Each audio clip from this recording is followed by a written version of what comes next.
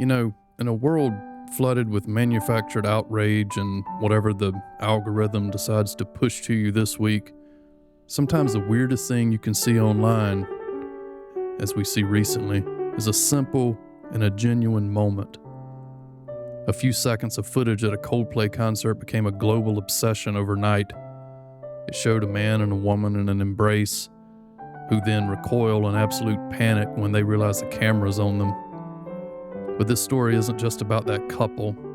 It's a story about our society and what our reaction to this one moment reveals about the values of our society.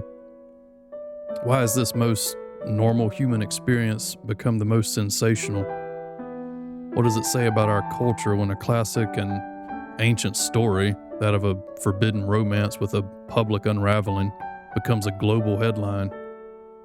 Getting caught in the act is a story as old as time, right? Especially when it's an affair.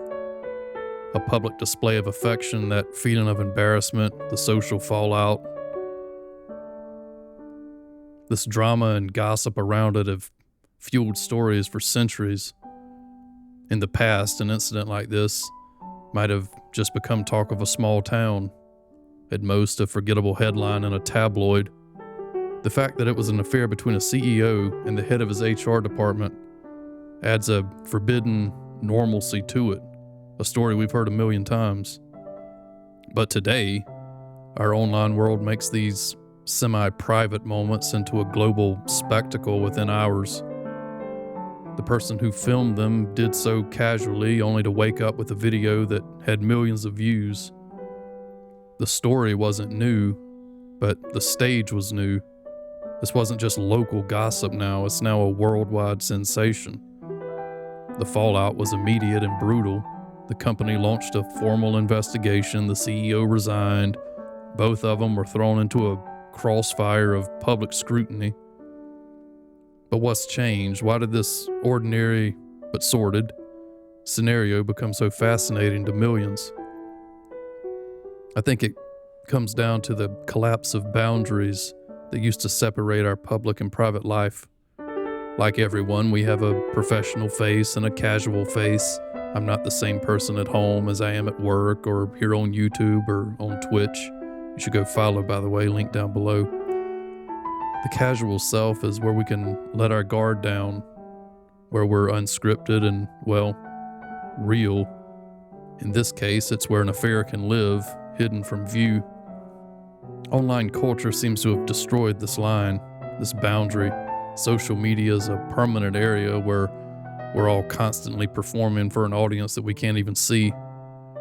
At the same time, the fact that everyone has a camera means our private or casual moments, like a secret affair, are never really safe.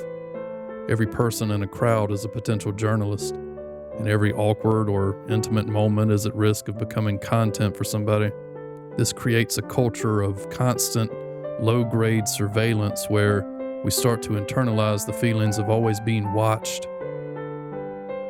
It's a chilling effect that makes most of us police ourselves all the time. In this type of environment, an unguarded moment of affection during an affair becomes shocking precisely because it's so unguarded. This is where things really get messed up. We've built a society where the perverse and the shocking are normalized for clicks. The algorithm doesn't really care about subtlety. It's designed to reward big, shocking, over-the-top, high arousal emotions. All of these types of things, outrage and intense curiosity, are the currency of the internet. The result is that our feeds seem to be just a relentless fire hose of the extreme. We've become so accustomed to spectacle and staging that when something real punches through all of that, we can't look away from it. The panic on that couple's face was an authentic human reaction, a drama, the terror that they experienced of a secret affair being exposed on a global stage. This was real. It was a stunning contrast to the scripted and predictable content that we normally consume. Their story went viral not because it was new, but because it was familiar. It was a timeless human mess dropped into a futuristic, hyper-connected dystopia. The reaction confirms a deep and cultural shift.